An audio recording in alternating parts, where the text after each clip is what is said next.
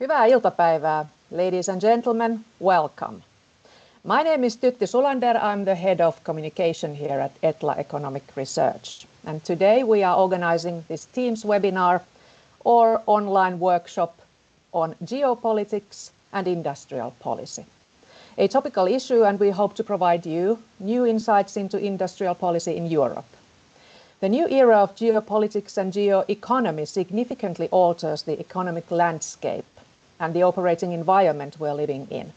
It is already clear that industrial policies and barriers to international trade increasingly influence the location of investment decisions.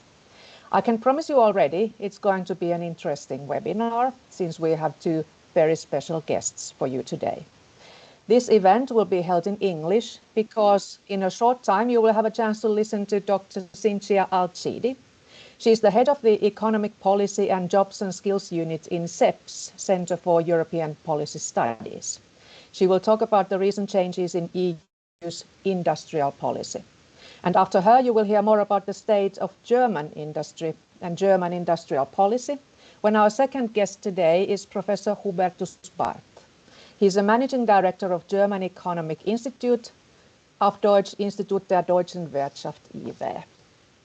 You, dear audience, you will have a chance to ask some questions right after the presentations.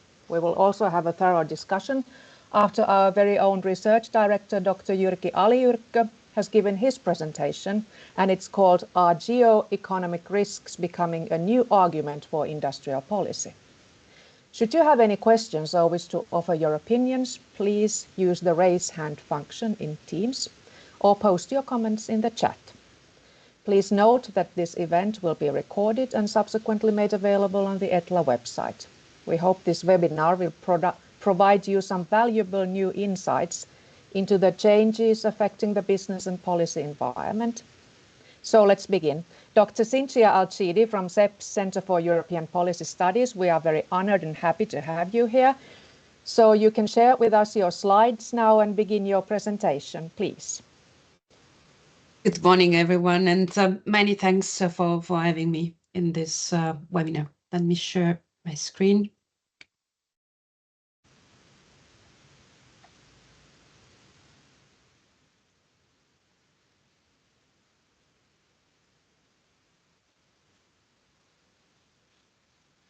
Can you please confirm you can see the screen? Yes, we see it perfectly. Thank you very much.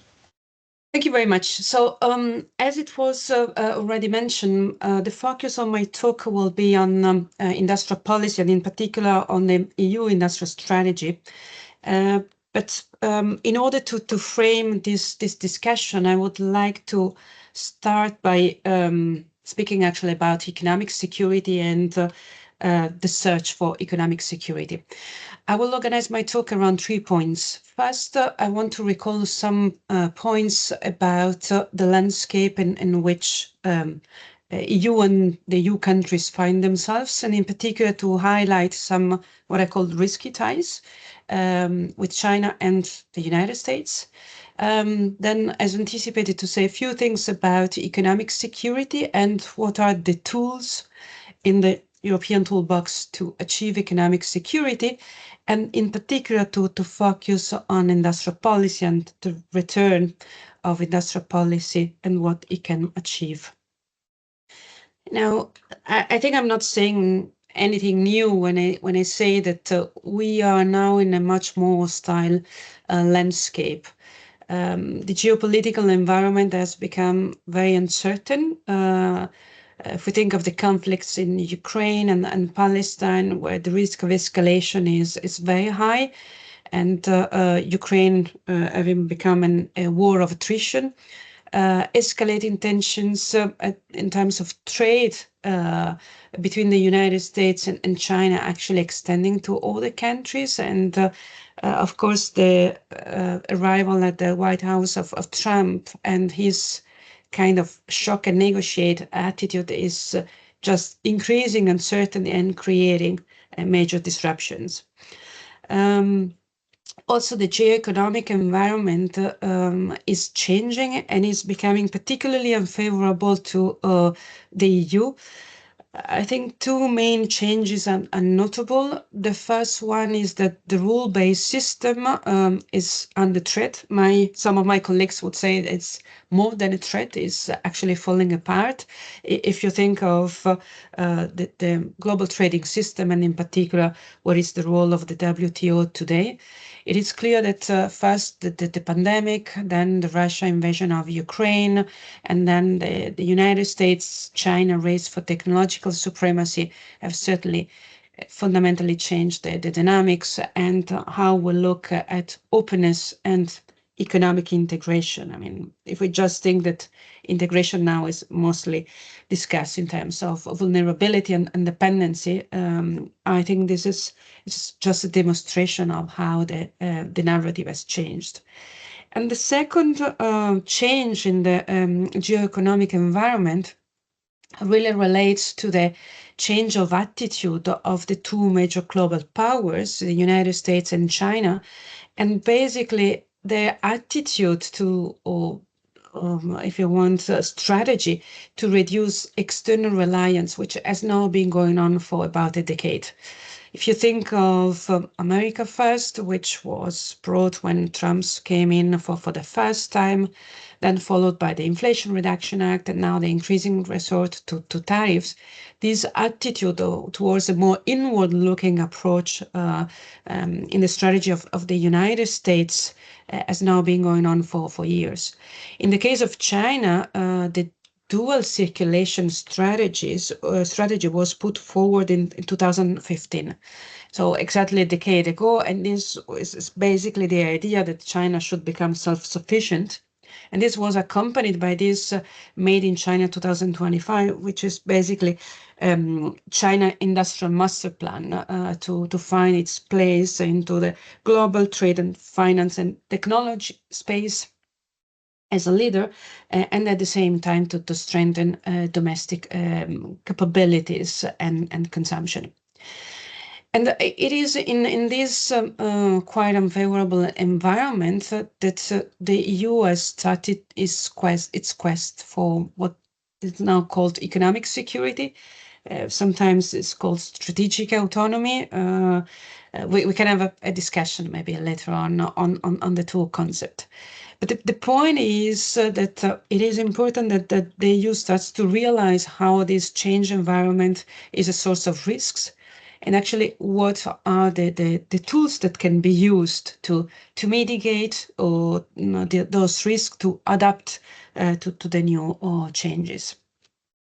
Now, let me give you some sort of overview of the EU-China relations and then the EU-United States relations. Now, I mean, as I mentioned earlier already, the COVID and the war in Ukraine with the energy crisis that followed taught us a few lessons. First one is that trade integration could mean trade dependency. And basically being highly dependent on imports can actually induce some risks. We learned this during COVID when we were missing medical equipments or with the start of the war in Ukraine, basically the limited access to gas. And this has been accompanied by a change in the attitude of China, which has become much more assertive and potentially an unreliable partner. If you think of China's resort to economic coercion or trade retaliation, basically the list is just increasing. I put here some examples. But this has become clearly a source of concern about the possibility of trade being weaponized. But at the same time, China, and consistently and coherent with the points that is Industrial Master Plan, has been also doing other things, not only being more assertive in trade relations. China has really tried to put in place an alternative system, which is alternative to the Western center financial and monetary system, and in particular the US center system. And the strategy to de-dollarize has been going on for quite some years, and China has been trying to extend this approach to get on board all the countries on this approach. And basically, it has been reducing its holdings of US-denominated assets, mostly reserves. This is still extremely large, but reserves have been declining. And it has tried to promote the yuan as a reserve currency, especially for emerging economies. And next to it, there has been an active promotion of the yuan as invoicing currency. And this is particularly relevant for trade.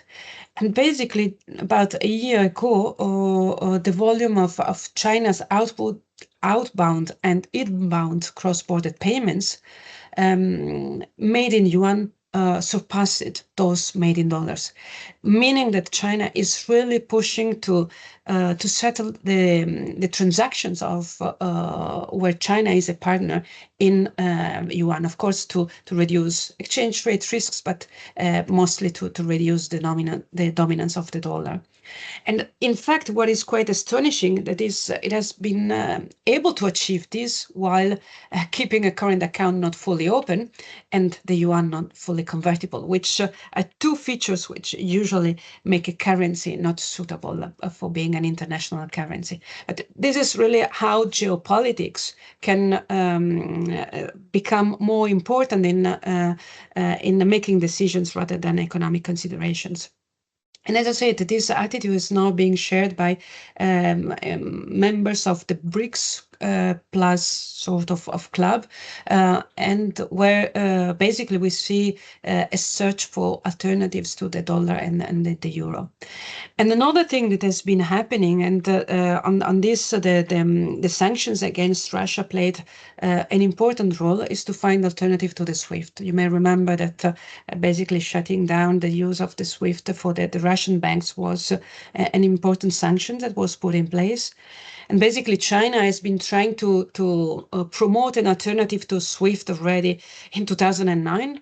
What is called the CHIPS project was launched in 2015. It was really never very successful, but the world has changed, and all these elements actually could give China's good opportunity, which, for instance, has been supporting the Russian new system to overcome SWIFT and this BRICS Pay, which is basically a cross-border payment system, which again is alternative to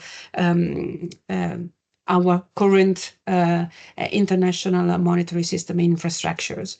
So this is just to say that a lot of changes, which of course are related to trade, but also surrounding trade and still important for trade, that should be taken into consideration. Now, let me now, sorry, so what's, if these are all the changes that China has been putting in place, what is the EU doing? And basically, until now, from the EU side, what we have seen is essentially an attempt to identify some strategic import dependencies and global value chain exposures, with the idea that as China becomes less reliable, it's important to de-risk. And basically what we have certainly realized is that EU imports are very concentrated in China, especially when it comes to raw materials, but also from some other specific products, for instance, electronics. And the other aspect, which is actually quite important, is that even if China not always supply strategic goods, it has a very large value chain capacity. It means that Chinese inputs are used in multiple productions and used in very different sectors and industries, which basically makes decoupling from China costly, even if it's not impossible in terms of the quality of the product they produce. Their large global manufacturing influence makes it difficult. And in general, the risking is actually difficult. I mean, decoupling in certain sectors is certainly impossible in the short term, And sometimes even when we see decoupling, actually this is not real, because we know that the spider web somehow of trade relations has become extremely complex due to supply chains, and sometimes indirect linkages are overshadowed by direct trade. And then I think that there are two other points, and one is that basically de-risking implies that market efficiency considerations are replaced by security, which have a cost. And there I think we really need to start to think who is going to pay for it, either consumers, because cost and prices will be higher, or governments will take on part of this. And this, I think it's a big debate, but needs to be kept in mind.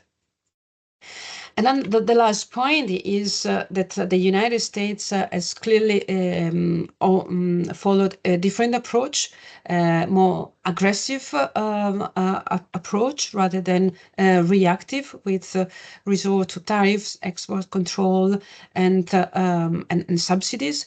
And I think now that the question that is emerging is whether the European Union should follow a similar approach, and whether in fact should consider a similar approach vis-à-vis the United States, given the recent changes in the US policy, or at least what it is expected. And I think for having, let's say, an informed reflection on what it should be done, I think it's important to look at the state of EU-US relations. I mean, it is a fact that the US is the main EU partner. I mean, of course, in defense, I'm not covering defense here, but this is an important aspect, and certainly in trade and in finance. And the US is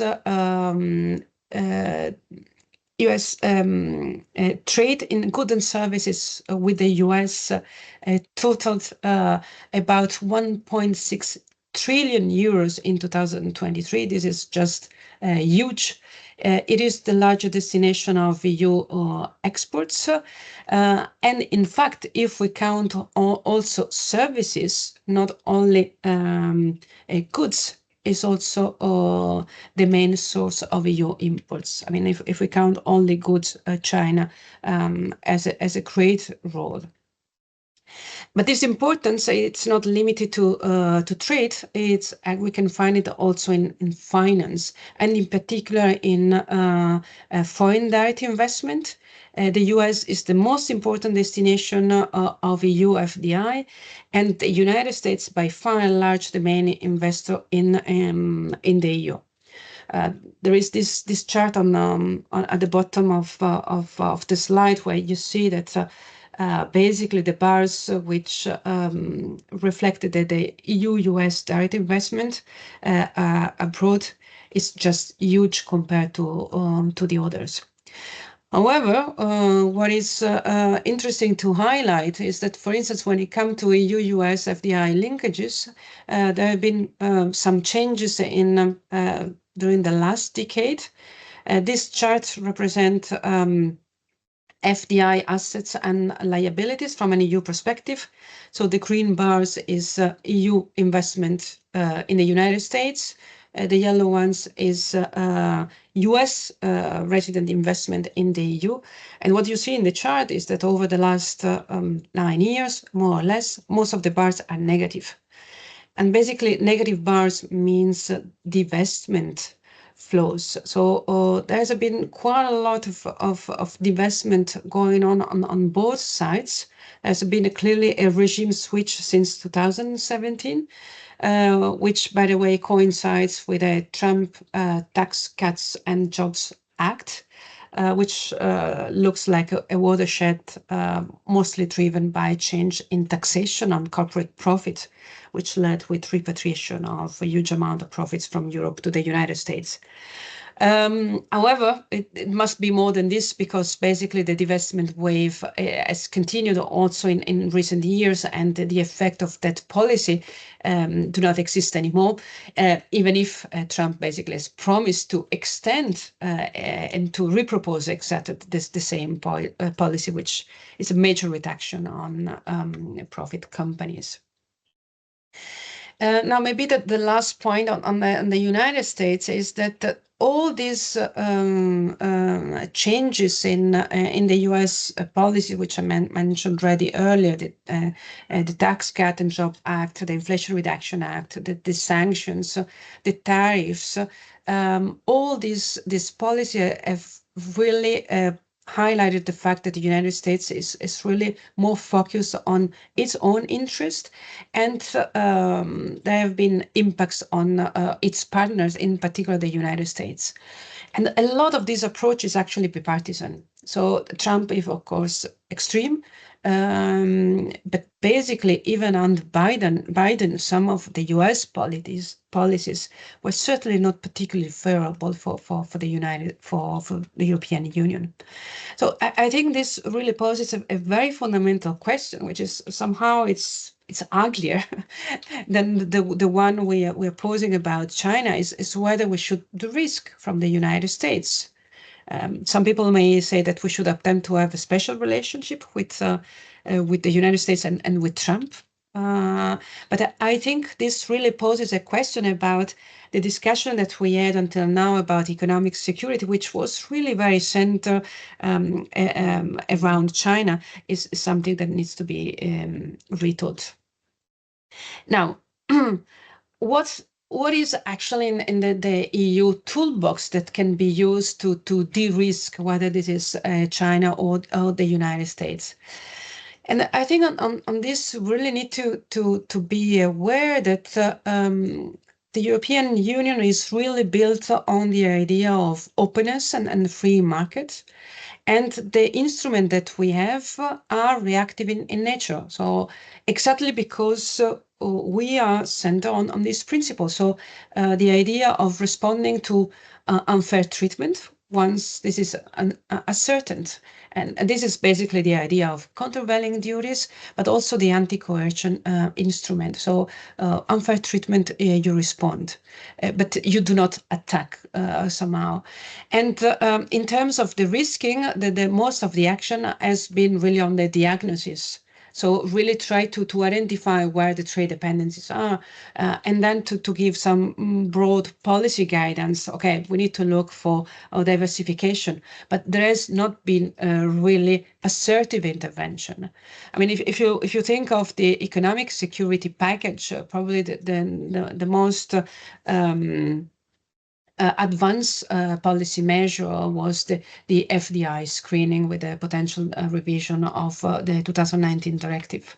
I mean, of course, these kind of instruments seem somehow weak compared to how the United States and China have been aggressive, both in terms of trade measures and industrial policy support to domestic production. Now, the question is, should the EU resort to trade retaliation, which I think it's really something that it's now very high in the debate. I think the temptation is extremely high, but I think we need to keep a cold mind and really reflect on what are the risks and the implication of this kind of approach. So first, we need to be aware that this will exacerbate further trade tension. And it is quite unclear what are the benefits of applying tariffs. I think it's important to go back to what we know about the economics of tariff, and for instance the fact that unless your currency appreciates, tariffs tend to be inflationary. So these are aspects that really need to be taken into consideration. And the second point is, which I think it's very fundamental, is that the EU is much more open economy than the United States and China, which means that we are more exposed to potential losses than United States and China when using tariffs. The last point is that this kind of policies, both trade and industrial policy, they require a lot of resources, so they are expensive. And we need to be aware that at the EU level, we won't be able to win a subsidy race because of the limitation that we have on the common budget. So the question is, what else can we do? And here I'm putting forward a few ideas that I would be happy to discuss. I think the first point is really important to not to lose sight of the big pictures, because there are many changes happening at the same time. We need to really be very wary, and I think it's one of the points of the discussion of today, that trade is closely linked to investment through global value chains, so through, especially in form of FDI, and the way investment can flow, trade can flow, depends very much on the international monetary system, which determines the capital mobility and the market infrastructure, as well as the payment systems. So I think we need to keep all this big picture in mind, and the changes that are happening, especially in Asia. The second point is really China and the United States are clearly the main partners, but maybe we also need to open the eyes to the rest of the world. I think that is the EU has clearly intensified its effort to, for instance, sign new trade agreements. Maybe we really need to think of all the linkages with all the parts of the world, including Africa, where the United States is leaving a gap. The last point, more broad, is about investment. I mean, competitiveness is one of the key objectives of the EU, and it's clear that it requires investment. We need to mobilize private investment. That is really a necessity. And on this front, I think attracting foreign investors is still crucially important. We are not the only one who have the best technology, which can be taken away. Europe benefits a lot from foreign investment, which is a source of knowledge transfer. So we should be careful not to close to it. And then, of course, we need to think of domestic investment, for which the single market and capital markets union can be key. But with this in mind, let me focus my last point on EU industrial strategy.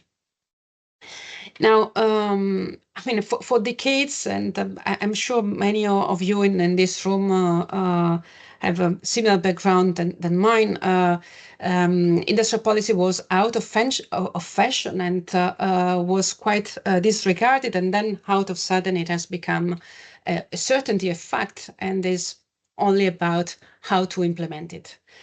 And in the EU industrial policy instrument are quite limited because, as I mentioned earlier, of this principle of the free markets, and in particular the no state aid.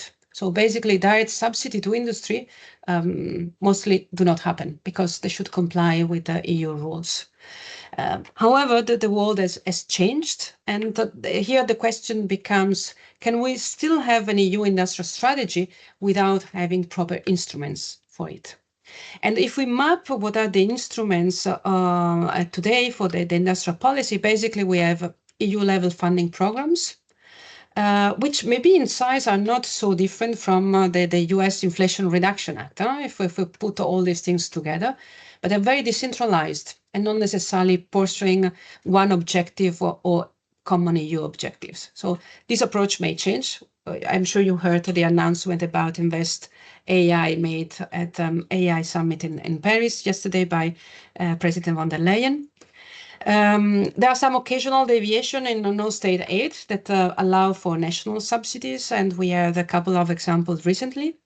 And then, of course, we have national industrial policies. So these are important, but clearly they are driven by domestic needs and priorities, which may differ across countries. So to conclude, if we want to achieve economic security, both China and the US deserve special attention. So my point is not only about China. In both cases, decoupling is not only costly, but may be impossible in the short term. And if we really want to de-risk, we really need to have a strategy in place.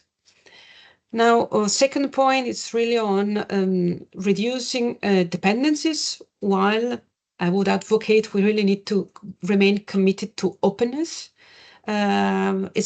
Europe is made of trading nations, so openness remains key. But this requires to rethink production system, to rethink access to energy, to prioritize technological innovation, to think of new trade relationship, and also, I think importantly, engage maybe leading the reform of the global trade system. Last, I think we really need to have a comprehensive reassessment of the EU industrial strategy by also looking at changes at national level.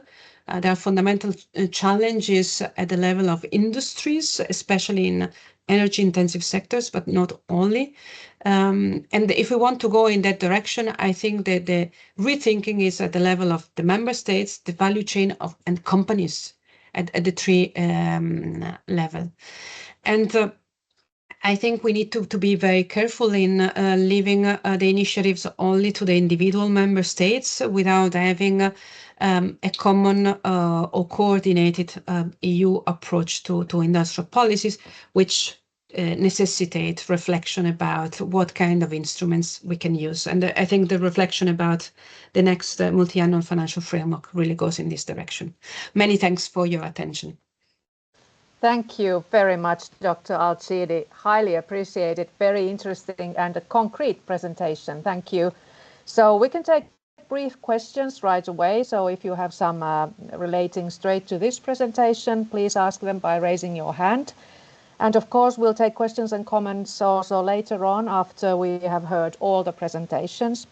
And you can also post your comments or questions in the chat, and we'll take them up in the discussion section. But right now, I see that we have one question in chat. It comes from Pasi-Heikki Vaaranmaa, and he is asking or commenting that one would suppose that investment would follow dynamics of the economies, a bit at any rate. There will be fewer investments in the EU due to lagging growth and more in the US because of the opposite evolution. You want to comment, Dr. Alcidi? Yes, I mean, of course, this is well. I think it's a bit it's a bit more complex, if you allow me. It's I think, of course, it's in terms of opportunities, but a lot is in terms of politics as well. So let me give you an example. So in 2022, we had the announcement of the Inflation Reduction Act. So there was this expectation that actually some European companies would decide to move to the United States because of the tax credits. And this was a major, it created panic in Europe. Now we had a change in the political leadership in the United States, and the Inflation Reduction Act may actually be repealed. So in fact, in a decision which would take only a few minutes, all the tax credit could be actually cancelled. This is unlikely. Some of them will remain. But my point is that a lot of the attraction in the United States at this moment may be related to the promise of Trump. But we also need to be wary of how much these promises will be kept, and to what extent they will change and will just create political uncertainty and actually risks for companies. I think companies are really monitoring very well what is happening in terms of the uncertainty and not only the promise that's given by politicians in a quite erratic way. I hope I answered the question.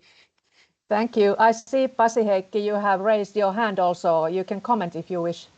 No, thank you very much for that, Ms. Alcidi. I mean, my observation was related to the reduction of, the investment in the last few years, in the or the divestment, as you said, in the EU, and that's obviously pre-Trump.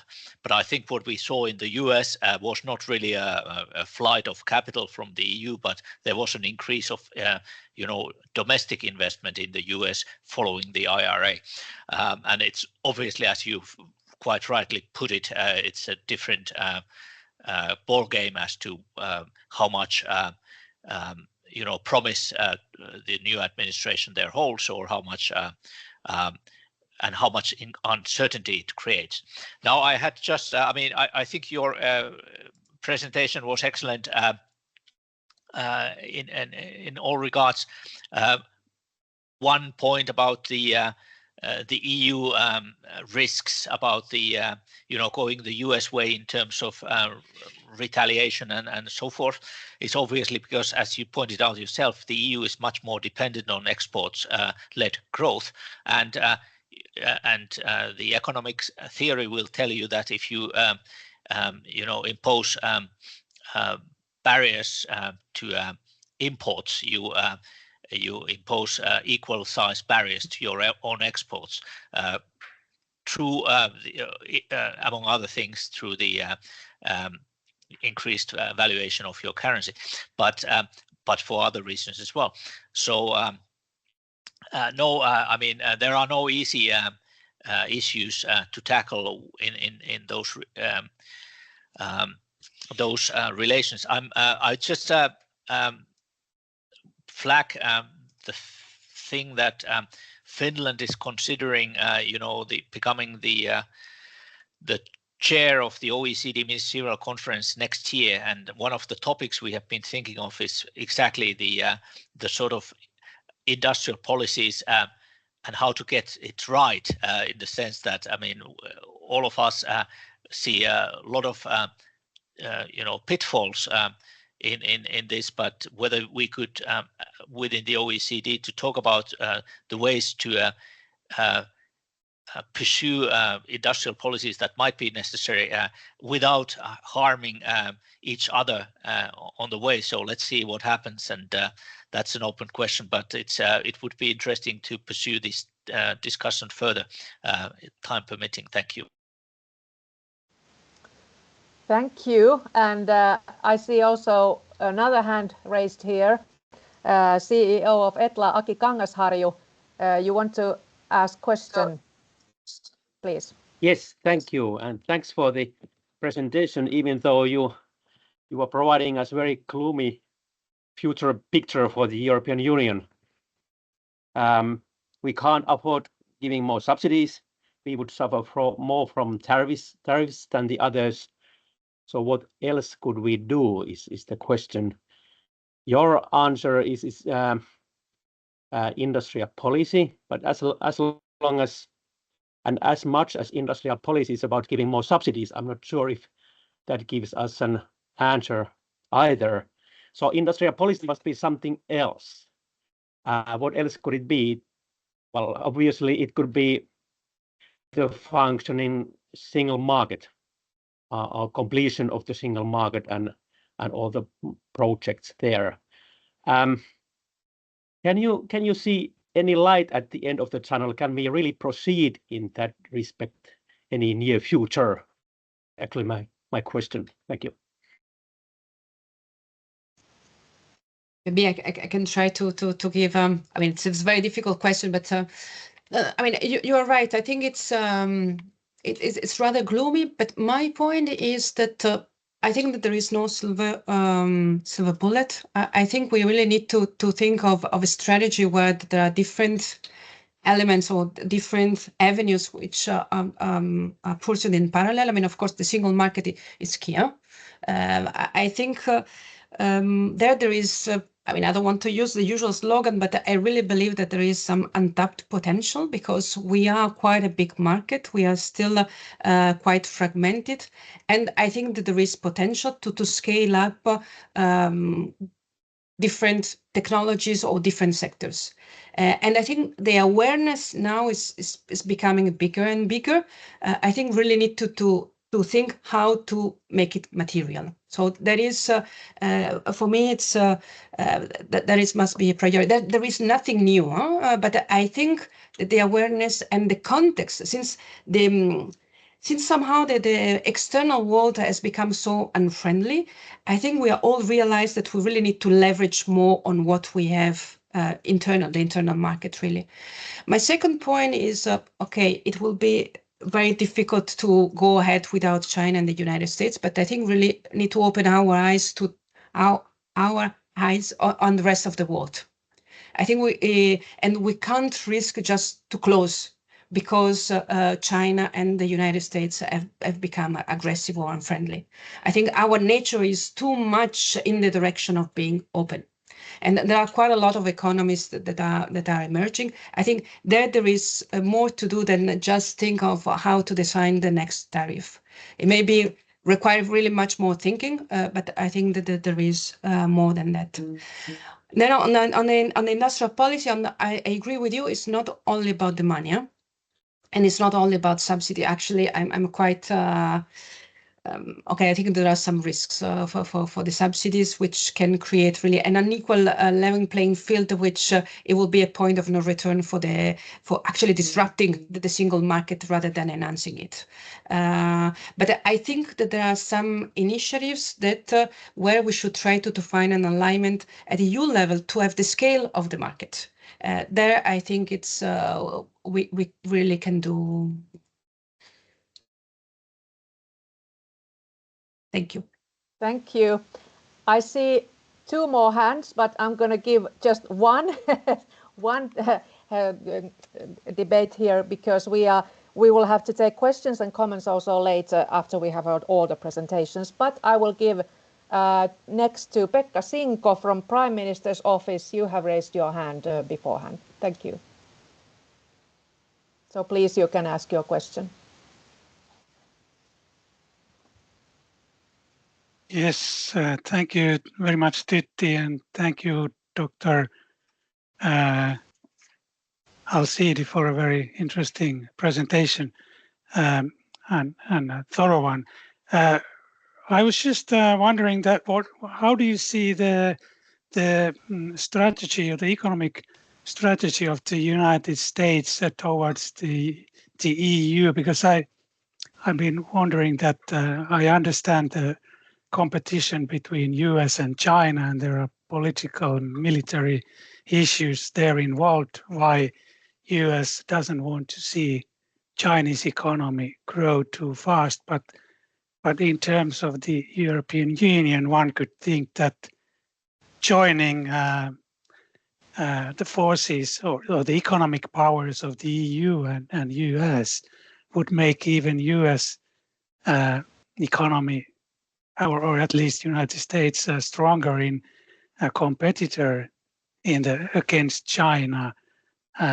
So how do you see, or how would you comment that? Is that just an or is there some rationale behind that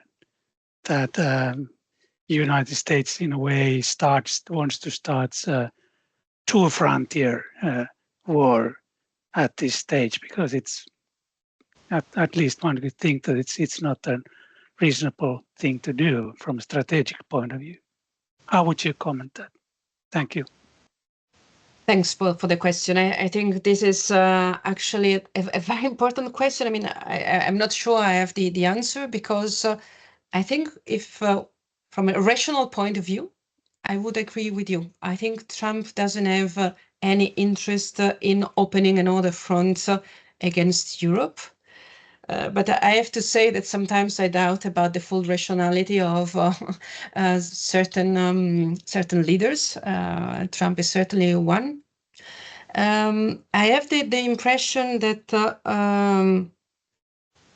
Trump likes negotiations and bilateral talks with leaders.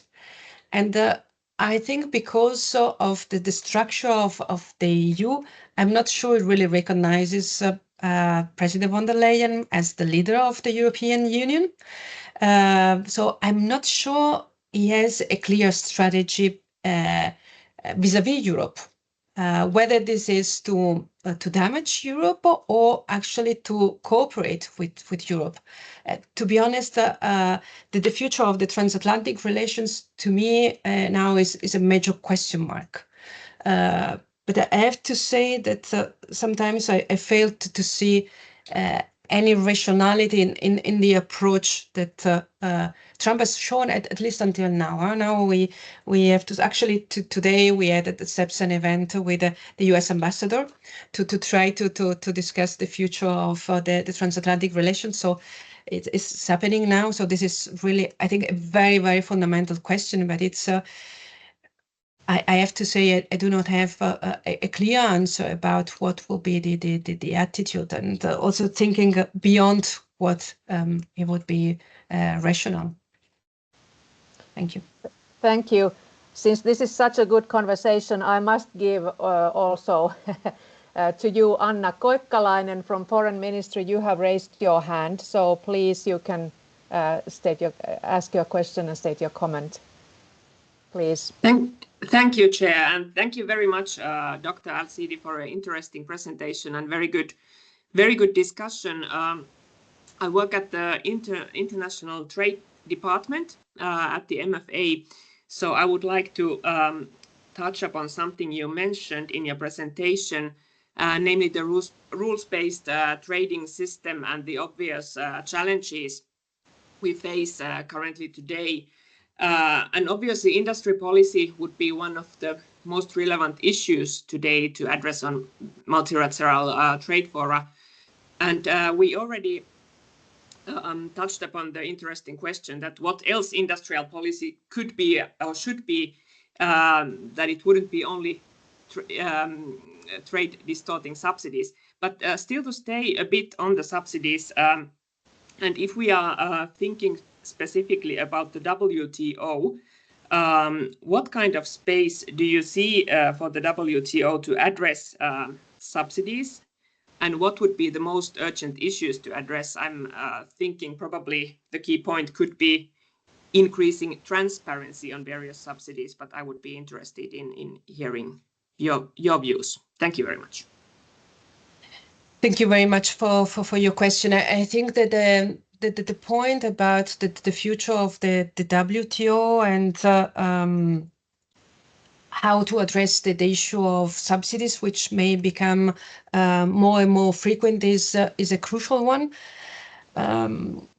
I mean, we are seeing that there are some disputes open where basically the European Union has opened some of this, and I mean, of course, more transparency would be helpful. My main concern, really, when it comes to the WTO, is given the position that the United States has now vis-a-vis the WTO, and we know already that basically during the first Trump administration there was a clear attempt to exaggerate all the power of the arbitrage committee of the WTO, which is a crucial element to enforce basically the principles of the WTO. Really now my main concern is to what extent the WTO is a framework that can support actually actions when we have a situation of unfair treatment. I mean, the European Union is sticking to the WTO, but I think we need to be very wary of actually what is the power of the WTO. And for instance, if the United States imposes new tariffs on steel and aluminium, how the same way it was done in 2018, I think, nothing happened. There was basically no follow-up. Are we going to do the same? Are we going to resort to the WTO, and what will happen next? That is really my very fundamental concern, which, I mean, of course, transparency is important, but if the framework is unable to deliver and to enforce its principle, I think that the credibility of the framework will be destroyed. I hope I answered your question. Thank you. Thank you, Dr. Alcidi, and thank you for the comments and questions. I hope, Dr. Alcidi, that you will stay with us until the end of this webinar so we can continue this discussion. But now we have to move on, because now, ladies and gentlemen, it's time to introduce to you our second speaker, Professor Hubertus Bardt. He is a managing director of German Economic Institute, Institut der deutschen Wirtschaft IW. He will kindly give us an update on German industry and German industrial policy. We are very honored and happy to have you here, Professor. So please, you can now share us your slides and begin your presentation.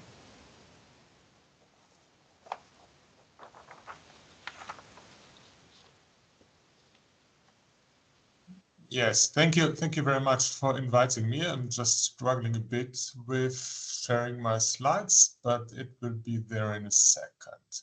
Here we are. Okay. Yeah, thank you very much for having me. And I would like to draw a bit broader picture of what, from our perspective, my perspective, industrial policy is, and some of the issues have already been mentioned. But let's start. First of all, Germany has had the general approach: we don't do industrial policy. We don't do industrial policy in terms of intervening into markets and intervening into or defining market outcomes, creating national champions, and these kind of things. That's a general framing. That's a general, let's say, narrative of German's economic policy for a long period of time, focusing on the general framework and not focusing on specific industries. In fact, obviously, that's not true. So there always has been some kind of industrial policy, but we've been pretty reluctant in being too, well, let's say, interventionistic and intervening too much into markets.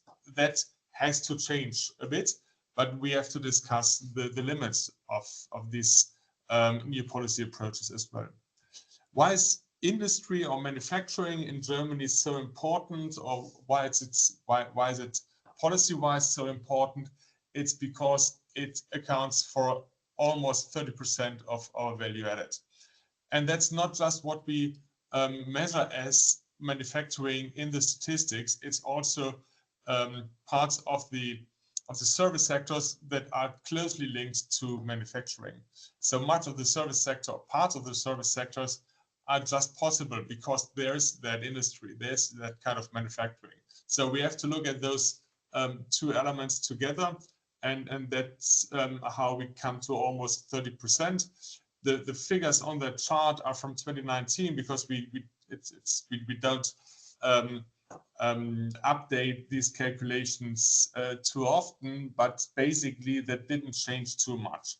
We still have a share of manufacturing as share of the total value added of about 20-point-something%. So it's a little lower than 5 years ago, but there has not been that decline that I'll present you in a second, and these problems haven't been but in the statistics yet.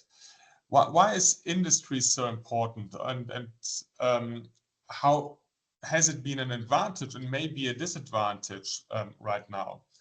Manufacturing only works with a high degree of specialization and only works if the markets are open. So we are very dependent on open markets. We are probably the most open of the bigger economies in the world. So much more open than Japan, much more open than many other European countries as well.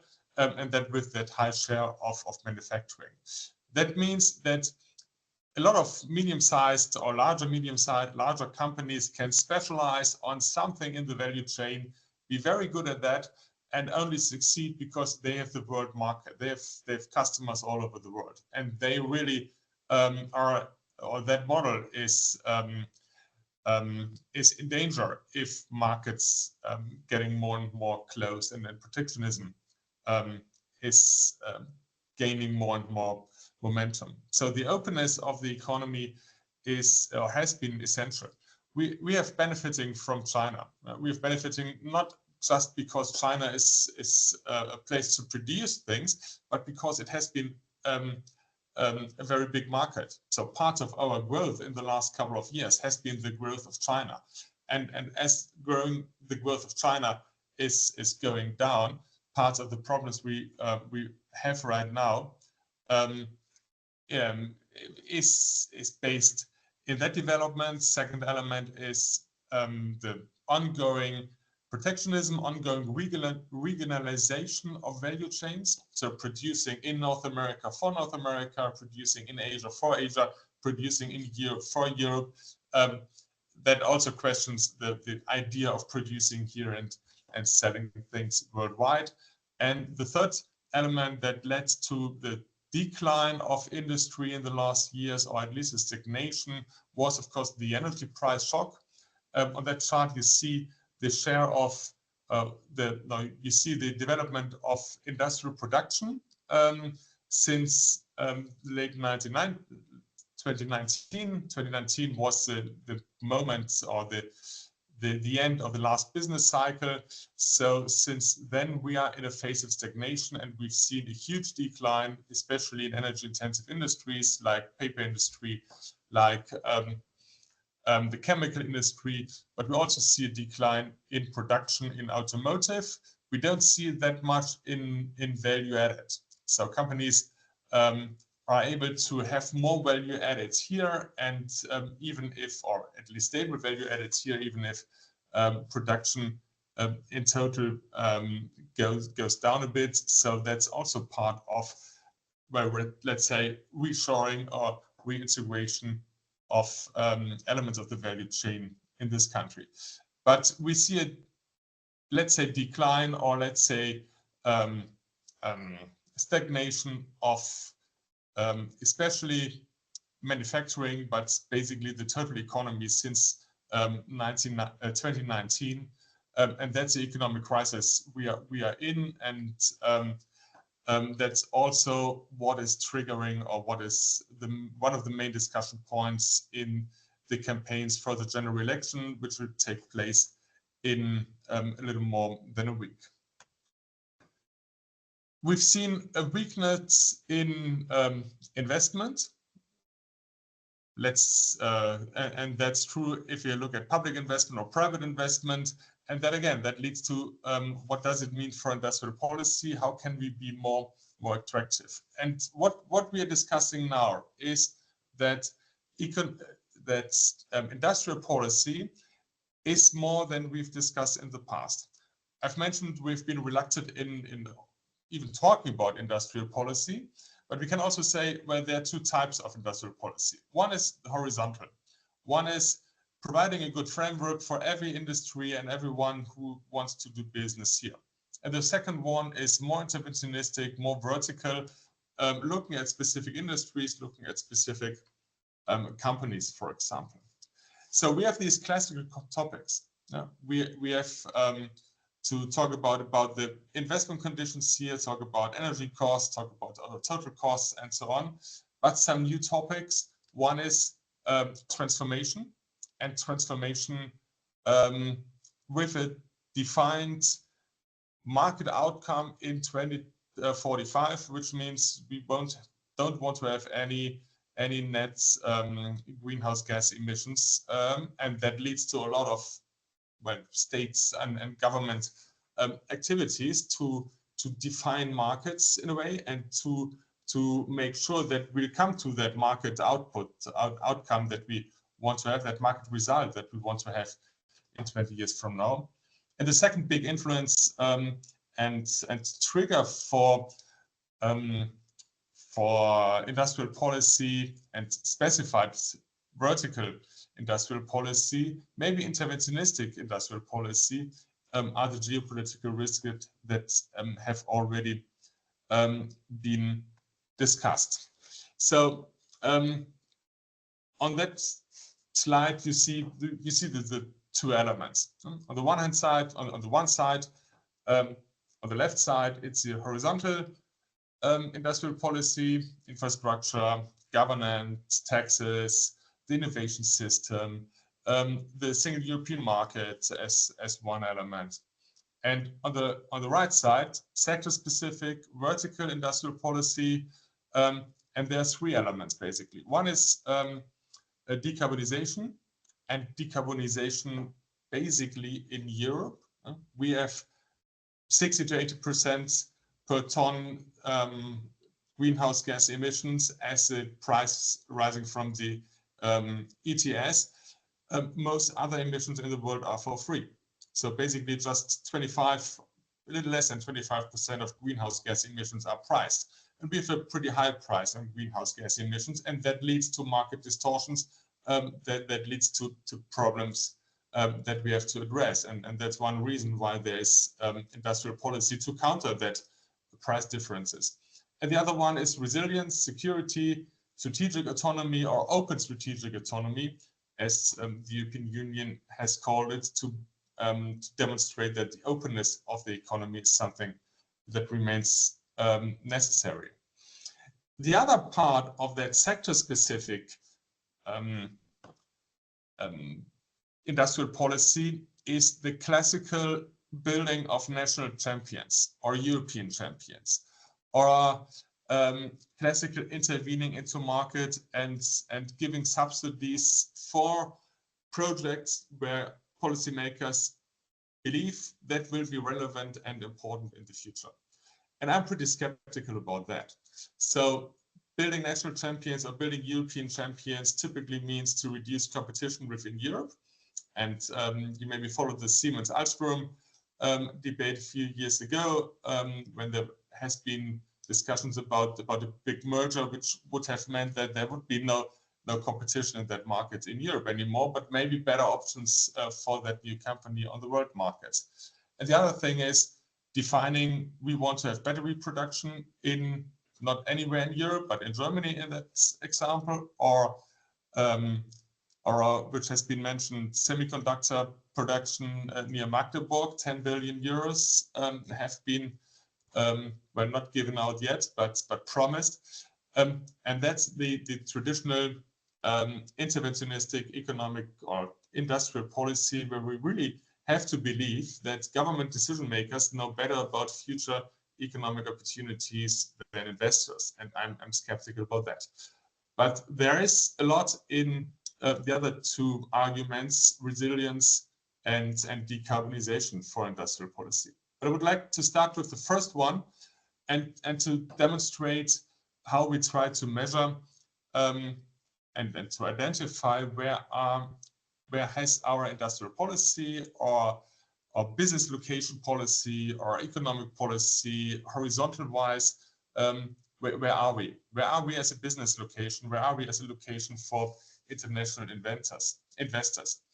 And we've defined and developed in a location, we call it industrial location index a few years ago, where we add up a lot of indicators that are relevant for investors to go to one country or another, and that's focusing on manufacturing.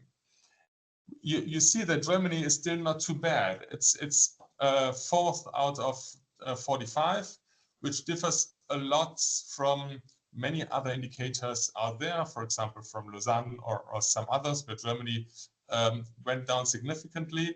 One of the reasons is, or maybe the most important reason is, we are not just focusing on costs and regulation here. We have, and I'll show it to you in a minute, a lot of additional indicators which are relevant. And we checked that they are indeed relevant and explaining growth and explaining prosperity in a country. Finland is pretty close. It's on 9th place out of 45 countries. It's the OECD and some rising emerging economies in that sample. And if you compare the location quality, the investment location quality, and GDP per capita, you see quite a good relation. The countries with a better quality of their business location, which are more attractive for investors, also have a higher standard of living. So you see it in Germany, it's the EU, and you see it also in Finland. I thing I can't really show it. I don't know if you see my mouse. So here's Finland, and there's Germany quite close to each other. I could also show you the relation between the development of the location quality and growth rates, and we also see a good relation there. So having a look at the different parts of the indicator, we have to look at the state. How good is government? How good is regulation, and so on? And Germany got a little worse there. We have to look at infrastructure. We have to look at the markets. In Germany, as a country with a huge, well, with the European markets in the back, or not in the backyard, in the middle of the European single market, of course, is in a good position there. Resources means, in our case, personnel, so qualified employees, not as good as it has been in the past. It was really a problem for us as a cost side.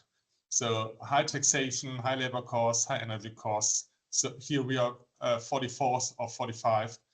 And the general development is that we've become more expensive, but the quality we provide is not as good as it has been related to other countries. And that's one of the reasons why we see a decline of foreign direct investment, for example, in Germany. So that's traditional, and that remains important. And I think it's a baseline for all kind of other reasons to do sector-specific industrial policy.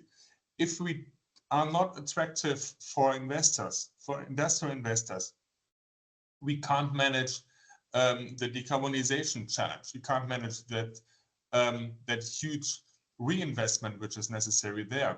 We also can't be provide the financial means that we need to be more resilient and to have our security financed. We're talking in Germany about, well, something between 20 and 80 billion euros missing in our future federal budget year by year, just to finance the military, the new NATO, or what's necessary to pay our part of Europe's defense. So that's a big amount of money. And if we are growing, if we have a good economy, if we are better in our general investment conditions, that would help in these fields as well. So but what's true is that the transformation needs more answers. It needs more answers than just saying, well, let's work on the general framework for companies. That remains important, but we have that asymmetric price signals, 60 to 80 euros per ton of carbon dioxide in Europe, zero in many other parts of the world. We have to scale up renewable energies, for example. We have to make sure that we have a steady structural change and not structural breaks in the end of that transformation process.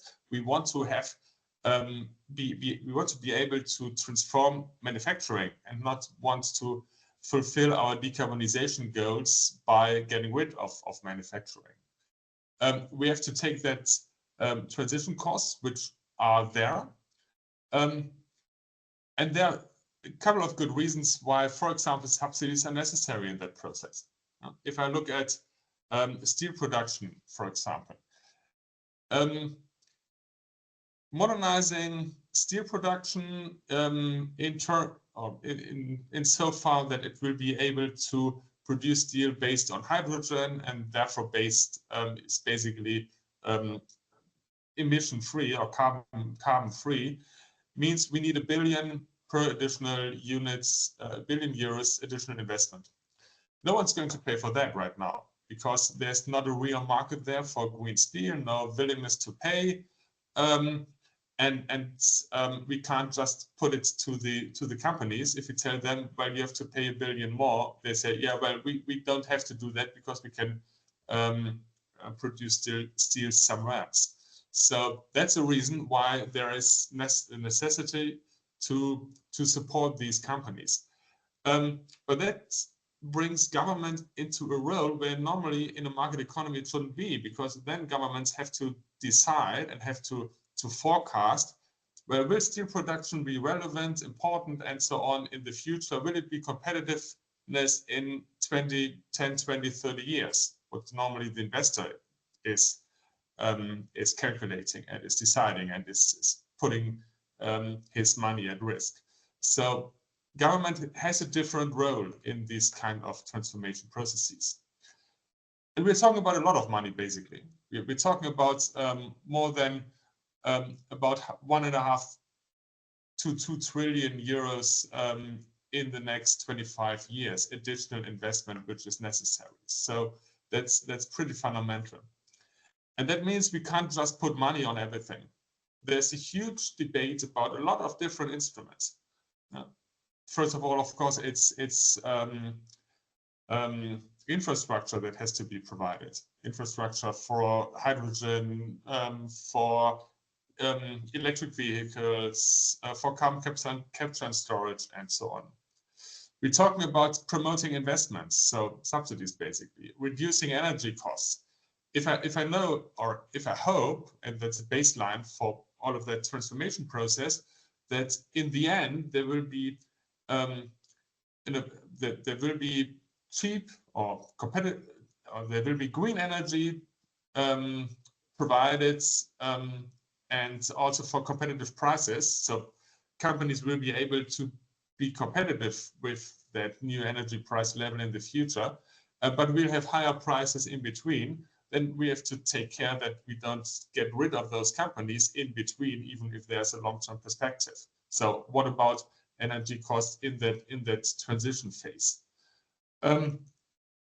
We are talking sometimes about promoting or subsidizing operative costs, and then it really starts getting difficult. If in the long term the greener option is more expensive than the traditional option, we have to ask ourselves what can we do? And I think it's easier to justify capital investment subsidies than to justify production subsidies in the future. And we're talking about lead markets. So scaling up markets, which sounds like a very, very market economic thing. If a market wants that green product, then everything is fine. But typically, markets don't do that for themselves because it's more expensive or more complicated. There's no direct benefit for the consumer. It's a global common good. So talking about lead markets very often means we're talking about fixed targets, we're talking about quotas, we're talking about product regulation, and so on. And then we have to think about what's better: the price signal, subsidies, regulation, and that whole mix that we know from climate policy has a huge impact on industry, and therefore is part of industrial policy. And we already see a huge share of environmental state aid. 1.1% of GDP in Germany, 0.6% of GDP in Finland for these and similar reasons. And that has increased sharply over the last couple of years. So there are a lot of instruments about that. I will skip because I don't want to talk too long. What already has been mentioned, we're not the only one giving money into that. What we are doing here, in at least looking at the size of what governments are providing, is quite similar to the Inflation Reduction Act. We don't know the total value of the Inflation Reduction Act, but the climate protection part, the mitigation part of the Inflation Reduction Act. But if I look at Next Gen EU or the Green Deal Industrial Plan and so on, we're talking about similar sizes of public money being spent. But we have a very different approach to regulation. The large advantage of the IRA is not the money only it's the money combined with quick decisions, quick a lot of options to invest quickly and be on the markets very quickly. So that's the case of decarbonization, and I will just say a few words on the case of resilience. A lot has already been mentioned. And my example of resilience or resilience problems are basic materials or are natural resources, basically. So rare earth elements, gallium, germanium, and so on and so on. Lithium. And the first question is, who's responsible for the supply chain? And traditionally, that has been a responsibility of the market players. The company is responsible to secure their its supply chain. That comes, of course, from the time of globalization, of opening markets, of political power being less and less relevant.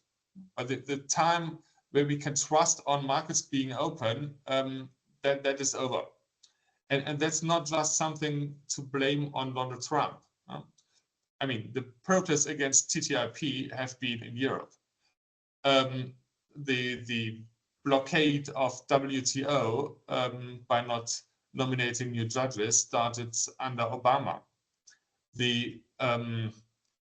Trump is very transactional and protectionist, obviously, but the Democrats are not free traders either. So that's something I think we can't just blame on Trump and hoping that will be over after him. So that's something we have to work on or work with for a long period of time.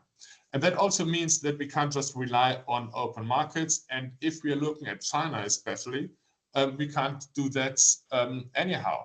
China is a state economy, it's a dictatorship, and in that case of natural resources, but in many other cases, we have to find out and discuss, and we're doing that, how to make sure that we are not being politically blackmailed by China. And they did it with Japan, and they're trying to do it with the US. So they use natural resources, their minerals, as a strategic, strategic weapon, basically. So what can be done there? And it's an example which is a bit different to what we've already heard, but I think it adds quite good to that. There are a lot of elements and a lot of things we can do, and a lot of things that has been done. The US, for example, they provided some of the IRA funding only for China free value chains, and China free value chains back to the natural resource. So lithium not from China and so on. And they build up raw material stocks, not for everything, but for some of those things, which doesn't help in the long run, but it helps to stabilize the value chains for a certain period of time. Japan, after having been blackmailed basicly and not being provided with rare earth about a decade ago, what they did is they took government money to fund a mining project. The rare earth elements mine in Australia is partly funded by the Japanese government. And therefore they asked to have 50% of the production being delivered to Japan, to Japanese companies. So that was a hard government investment in something where a huge investment is necessary and a long period of time is needed until an alternative to China can be developed. And what they also did, they paid out bonuses for companies that presented a diversification strategy. So they're trying to diversify. The US, a lot of US companies are trying to diversify. A lot of them are going to Vietnam, for example, or Indonesia to have a second provider, a second supplier of not just, or maybe in that case, not natural resources, but to be sure that if something happens in China, we have a second option. I'm not so sure if the second option in Vietnam is really safe if China is trying to block the US. But still, they're doing something. In Europe, we don't see a lot. We don't see a lot of companies really trying to diversify their value chain, and we see hardly anyone trying to diversify their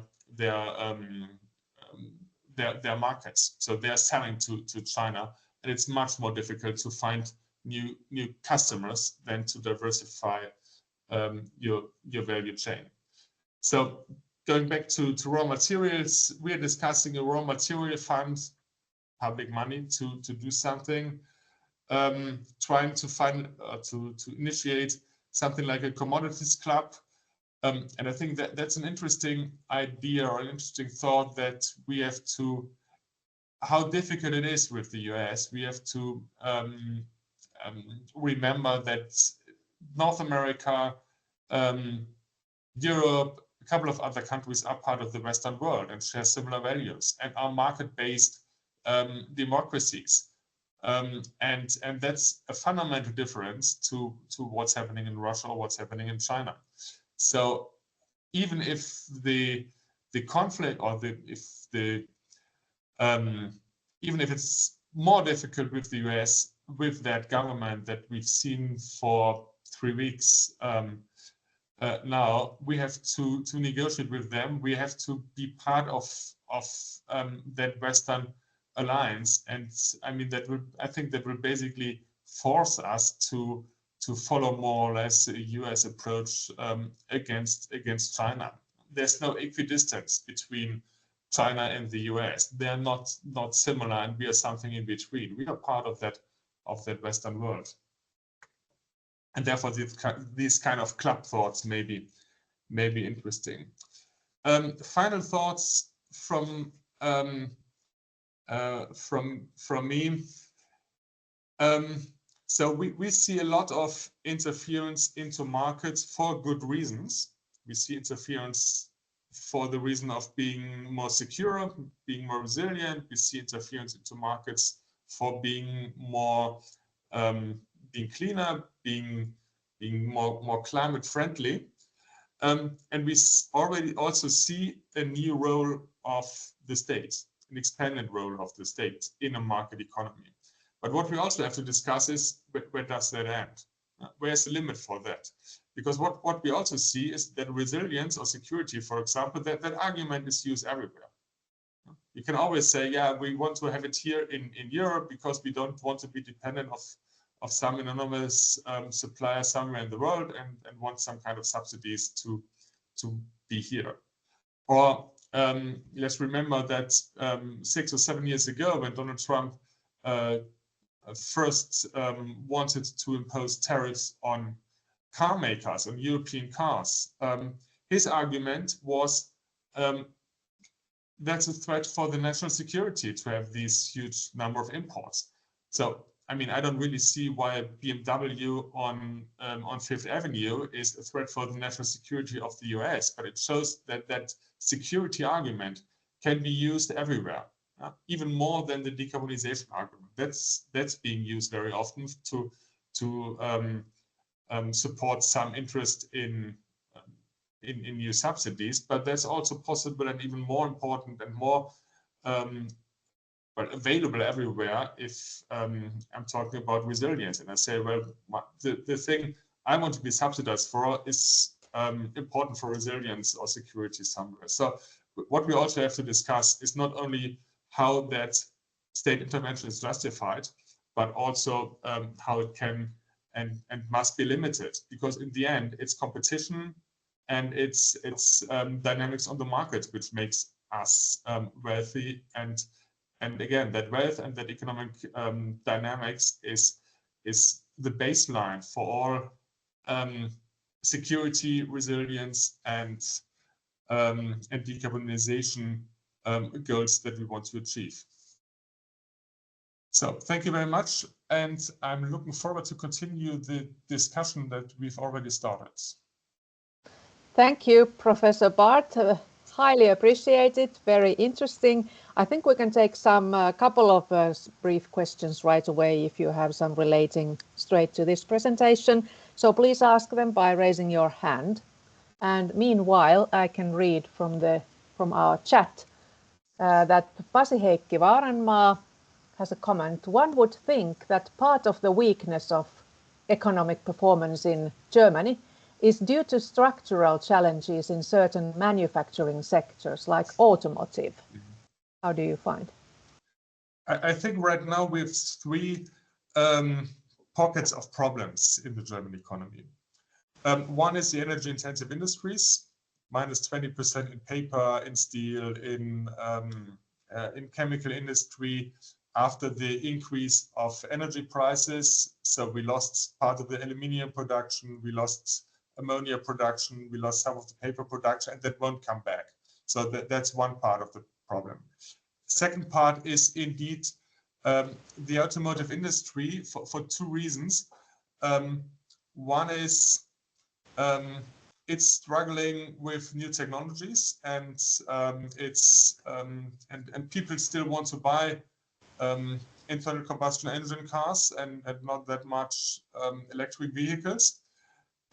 But the same is, or there are also problems in digitization of the product, but I'm pretty optimistic that that will not be the bottleneck in the end. The bigger problem is here again China, with huge overcapacities, pressing, well, not really to Europe. I don't see too many European cars, Chinese cars here in Europe in the next couple of years, but they are forcing international brands out of China, replacing them in China, and Volkswagen, for example, made about 50% of their turnover, and same amount, even more in profits in China. So losing that market is more important than, or is the biggest risk right now. So the question there is that export model still working in the future? And the automotive industry is very big, has a big lever into many other sectors. And the third part is the medium-sized companies, pretty frustrated, complaining high energy costs, complaining high taxes, complaining loads of bureaucracy, and that's maybe something the government can address. While the other things, automotive industry is structure, and that's an open question. Thank you. And I see one raised hand here. CEO of ETLA, Aki Kangasharju, please. Yes, thank you. I have very similar question to that of Pasi's. My question is more related to your green energy production. You said that, well, Pasi asked about the auto production. You already said that aluminium production has collapsed and it's not coming back. But how about the green energy? If you were able to produce more green energy, maybe some of the high energy production would indeed come back. Do you see anything in this respect? Do you see what would it require aluminium production to come back, for example? I think, well, first of all, coming back in these major markets is not very probable, even if we could provide much better conditions than in the past. But I mean, keeping the rest of them, what would that require? I think in terms of energy, it's first of all a question of energy prices. So in that case, electricity prices. And there are a couple of reasons why electricity prices are pretty high. The last one has been that we are introducing more and more natural gas into our electricity system, phasing out of coal.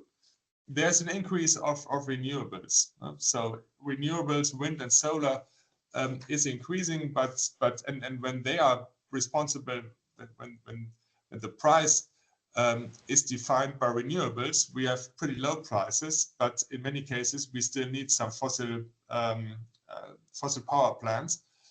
And as long as that's a coal power plant, that's fine. Then our electricity price is reasonable. But if it's a natural gas power plant, they are much higher. that always has been the case. But what changed in the last few years is that, first of all, the gas price is even higher than it was before. So in that hours where gas is responsible for the price of electricity, it's not just expensive, it's very, very expensive. And we have more and more hours where gas is responsible for the energy, for the electricity price, because coal is going out, gas is hopefully going in. So what they would need is well, first affordable prices, and then secondly, but that's important. That's the second important thing, green energy in the future. And what all those energy transition scenarios assume is that somewhere in the late 2030s we have a supply of green electricity and green hydrogen at competitive prices, at a competitive price level. And if you're an investor in energy-intensive industries, want to invest in some new plants or so, which are working on machinery, working for 20 or 30 years, you have to believe that that will happen. And that's a question of credibility, political credibility. Is that really going to happen? First question, and second question, what's going on in between? Is someone helping me to tunnel that hill of electricity prices we're just in? Thank you. So, and then it's partly, again, public money. Not only the long run is important, but if we're talking about the transition periods, we have to see who's bearing which part of the cost. What can be passed on to consumers? What can be taken by the companies? And what about the rest?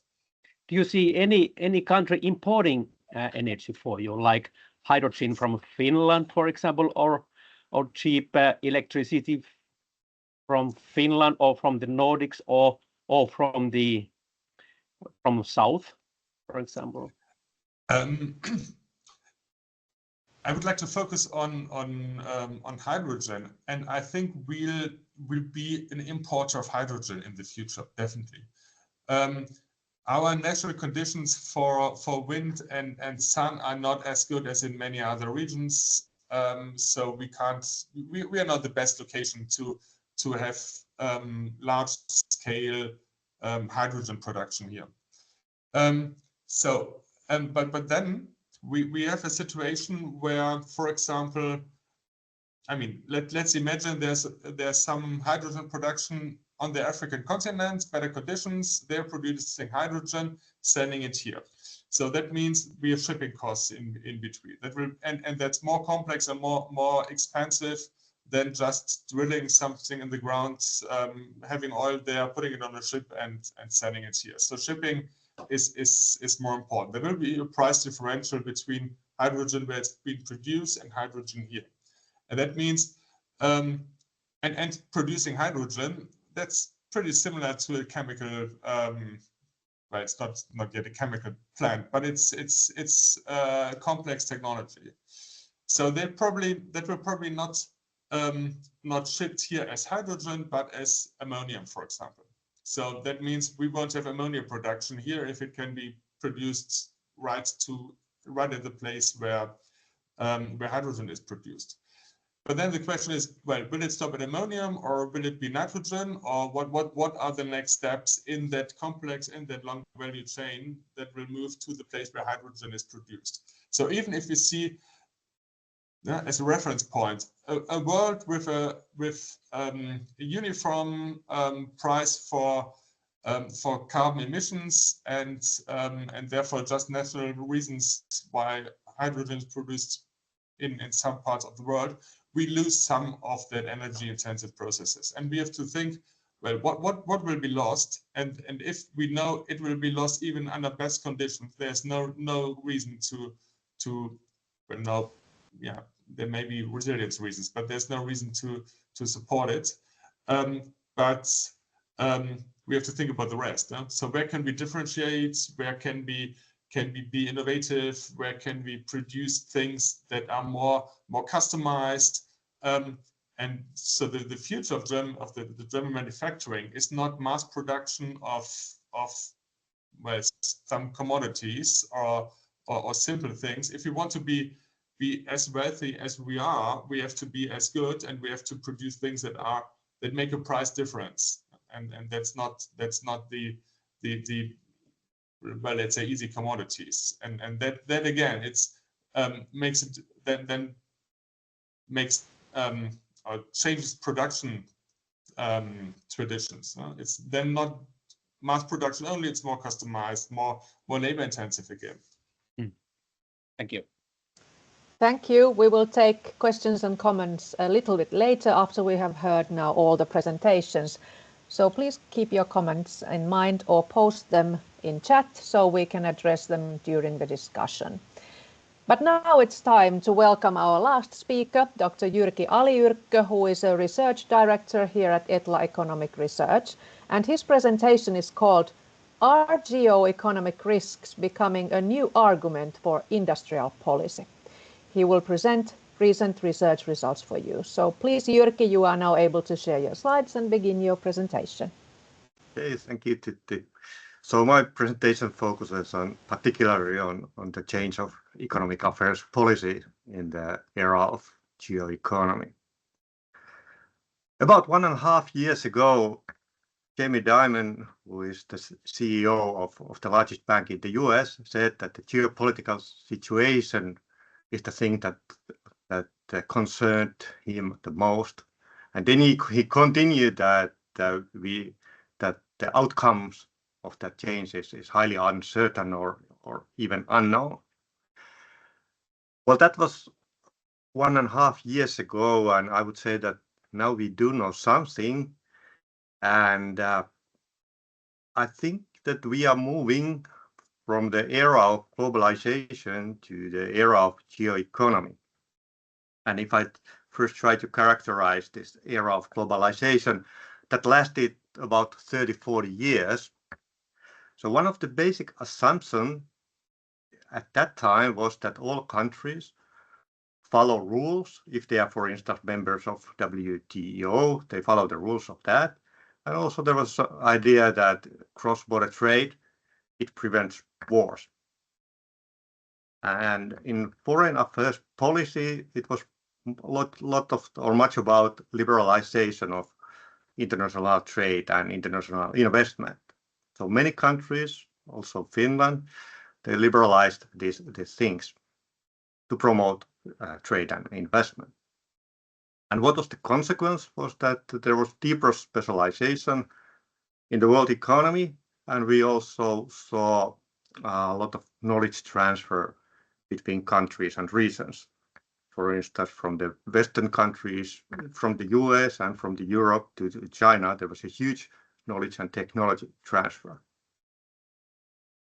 But now it seems that we are moving towards age of geoeconomy, and in the era of geoeconomy, the one assumption behind that is that the cross-border trade and also international investment can be part of power politics by countries. And the policy is that trying to somehow finding a balance between the security of supply and also economic interests. And there's also a lot of talk about dependencies on some countries. And if you think about this change in the era of globalization, you didn't really hear about any talk about dependencies. But now I think it's core of this new era. And the consequence, it seems that we are moving towards a fragmentation of the world economy, not integration, but the world trade is fragmenting probably to economic blocks. About dependencies, I just calculated these figures and looked the dependencies. These two figures, they concern Finland and imports of intermediate goods to Finland. So we can see that compared to 2018, the role of China has increased rather heavily. And we do not see, at least until 2023, de-risking concerning China. And here in the lower figure, it's the same thing, but it considers the intermediate imports from the US. And there you can also see a lot of growth. So we import more and more intermediate goods also from the US. And I think that for many, it might be rather surprising that the share of China and share of the US are basically at the same level. And because in Finland we always compare us to Sweden, that's why I also did it. So I calculated the same figures for Sweden, and also in Sweden we can see that the role of China compared to 2018 it increased, but we can see that the latest figure 2023 some kind of stabilization in that sense. So the share of China as imported country to Sweden has not grown anymore. And also in the US, the development has also been rather similar compared to Finland, that the share of US has also increased since 2018. Finally, I just today morning did it the same to Germany. So I think particularly for Hubertus, this might be interesting. So we can see also that in Germany, China has become more important as a sourcing place, but we can see a similar change during the 22 and 23 that the role of China doesn't grow anymore. And also in the US, we can see that also that the import share of the US from the German perspective has grown. We also try to look the import vulnerability, and we used 3 criteria to define import vulnerability. So all these 3 criteria. So the first was based on the concentration of imports. The second criterion was the share of the extra EU share, and the third one was the replacement. So, and all these 3 criteria had to be met, so that we define that product or product group can be seen as vulnerable.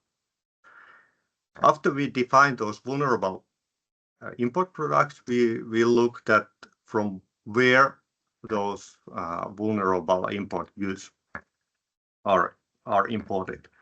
And we divide the world to 3 blocks, so-called Western bloc in one extreme, and a China bloc in the other extreme, and the middle that was the neutral bloc.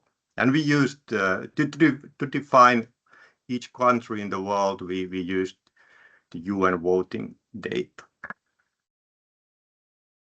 And the outcome of this analysis was that as much as 1/4 of Finland's intermediate imports can be defined to be vulnerable. And I would say that that's a big share. And 1/5 of that vulnerable imports is coming from the China bloc. So that's also remarkable. Okay, 80% is in somewhere else, but more than 20% came from the China bloc. So I think time is running, so I move on to policy issue. And as already Cinzia and Hubertus mentioned, it seems that selective industrial policy has returned. And here with my colleague Tero Kuusi, we tried to figure out or describe the change and the justification for the policy interventions. And in the era of globalization, the basic principle in the policy interventions was to look at market failures. And if there were some kind of market failures, it was justifications for policy actions in order to fix those failures. But now, in the era of geoeconomy, there's a new dimension, and that new dimension is the geo-economic or geo-economic risks. So, and this square field can be used as to define different kind of sectors or possible targets of policy. So if you look, so there are still those market failure thinking, but in the right-hand side of the square field are the new things. So in the lower right-hand corner, there's such kind of market where there are no market failures, but there might be large or high probability of some kind of geo-economic or geopolitical shock, or that the significant adverse effect of that kind of shock.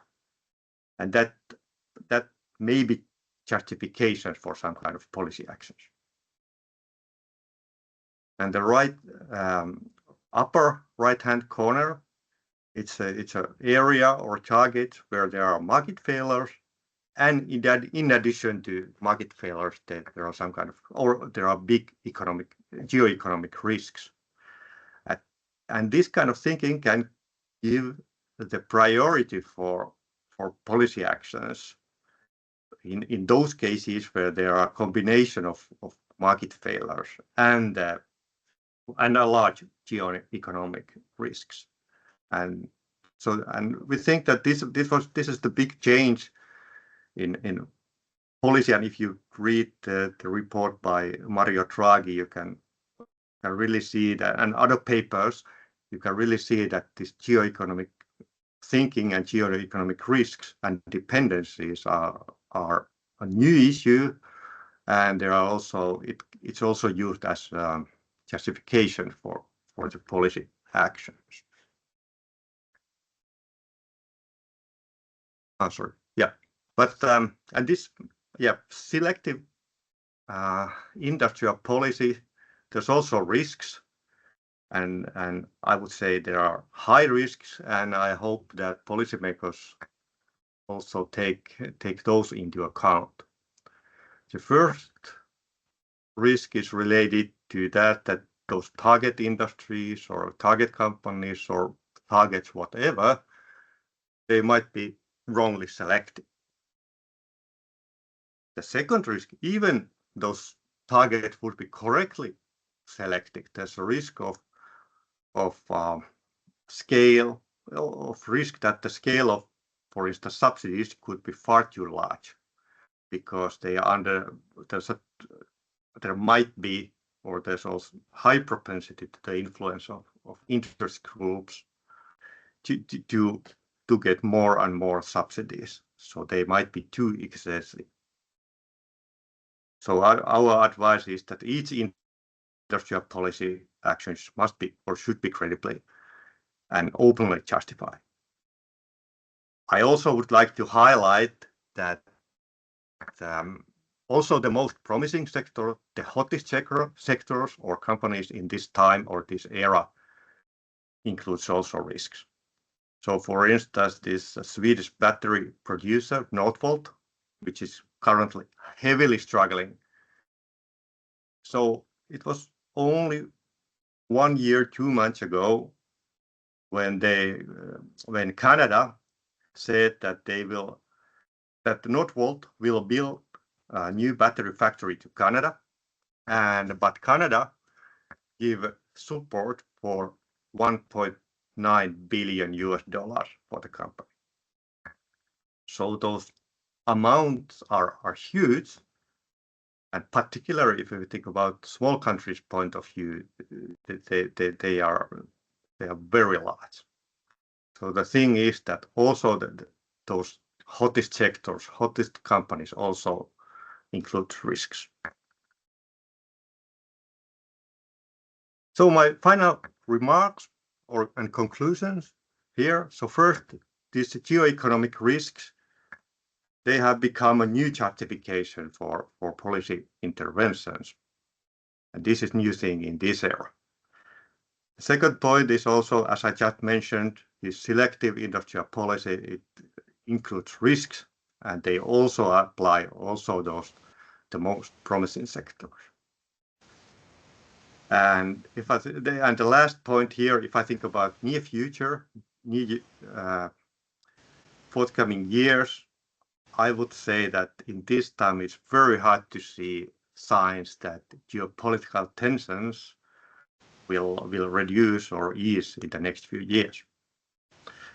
So that was my last slide. So I think we can now continue to discussion session again. Thank you, Jyrki, and I would like to express my gratitude to all our speakers today. Very interesting, and we are now ready to continue our discussion, so please raise your hand to ask questions or address comments. We will take them in order. But first, I would like to read this one from the chat. Sari Arho Havren has been waiting for a while, and this question goes to Dr. Alcidi. This is a two-side question. So how common argument is it within EU institutions that the EU should rethink its China approach because the US is an unreliable partner? And the second question is about the interconnectivity between European security, defense, and industrial and economic policies. This connection is particularly relevant when discussing questions regarding de-risking from the US, as well closer economic ties with China. Would like to hear Dr. Alcidi's comment. So this one was from the chat. So please, Dr. Alcidi. Yes, on the first one, I think there was somehow an anticipation that the return of Trump would make the transatlantic relations more difficult. But still, I think that there is not a clear strategy ready. And in particular, how a change in the transatlantic relations could also affect the EU positioning vis-à-vis China. I think for the moment, at least what I hear is that Europe should focus on its own path, which is broadly about the risking. So assessment of vulnerabilities vis-à-vis the different partners, and try to identify a de-risking strategy. And basically to try to ensure some capacity to take decision independently, which is basically the concept of strategic autonomy. But I have not heard any specific action that would imply, for instance, a reconsideration of the strategy vis-à-vis China, given the change in the US attitude.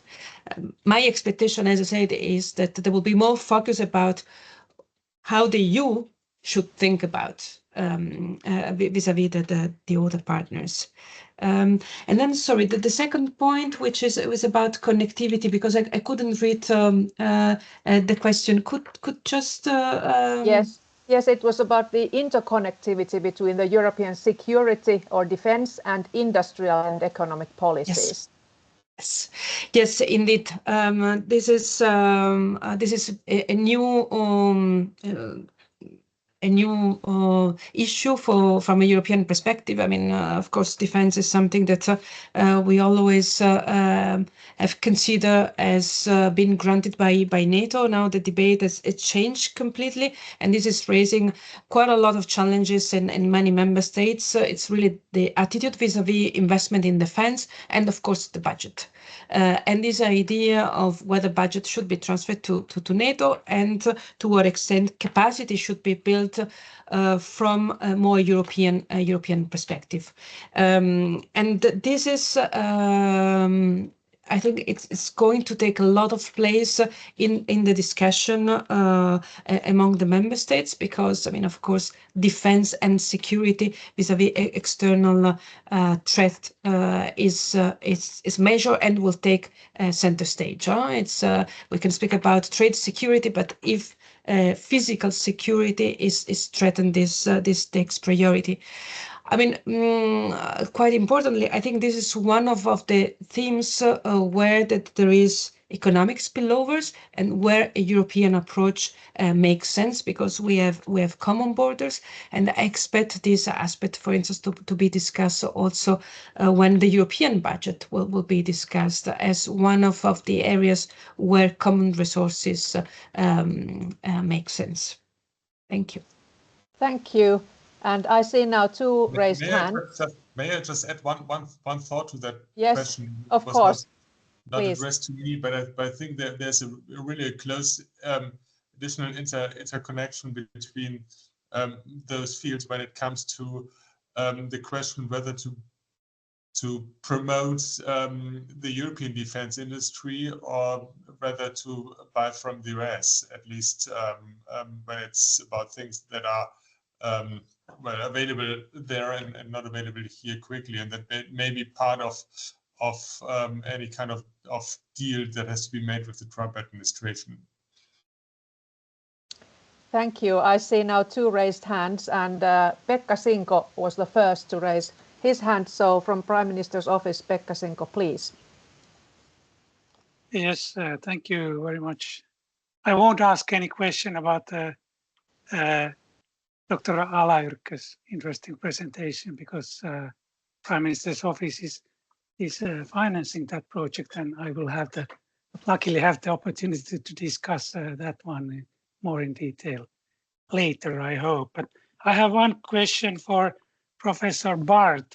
You mentioned about this particular Japanese case where the government is paying a bonus, as you put it, for companies that present a diversification strategy. So could you tell us anything more? Do you know the details? How exactly does that work? Because that sounds like an interesting opening in the way of the practical policy. Thank you. Yeah, that's a very good question, and unfortunately, I don't have too many details about that. That's some information coming out, some discussions with Japanese representatives here, but that has been at least a program open for all kinds of companies. I'm not sure what exactly they had to provide. It was more like it was not that they were be asked to really diversify or really have to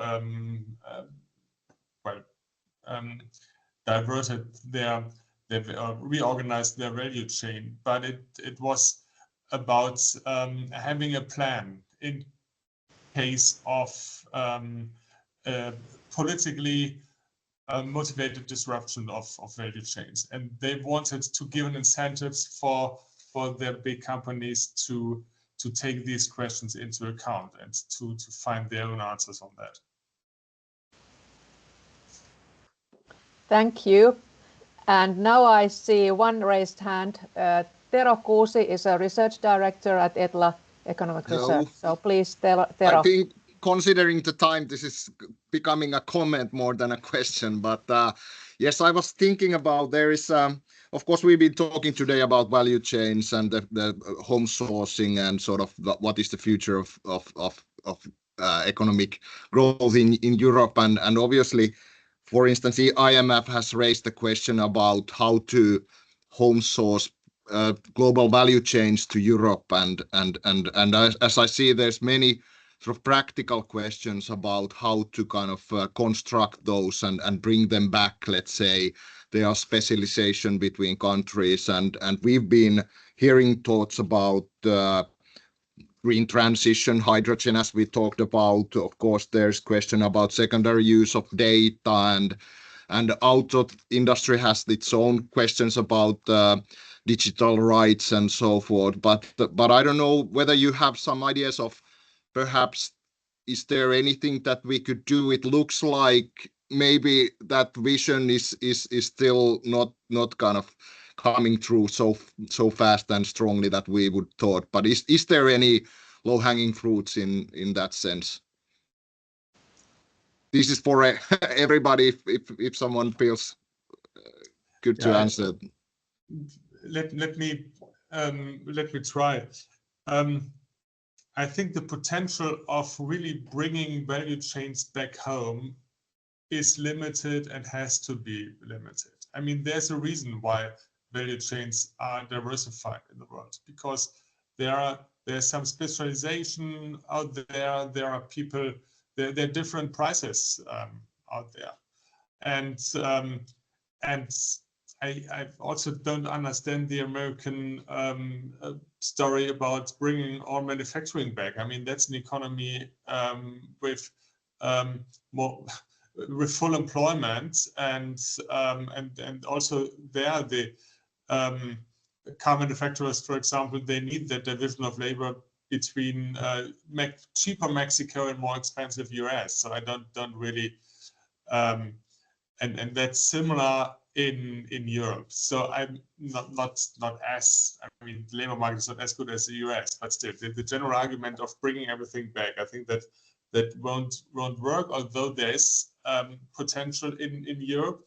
But I think, and that's not a low-hanging fruit, but I think what we need to do is to develop new stable relations with additional partners, and there are a lot out there. Like the US is developing an economic footprint in Vietnam, which wasn't thinkable 30 years ago.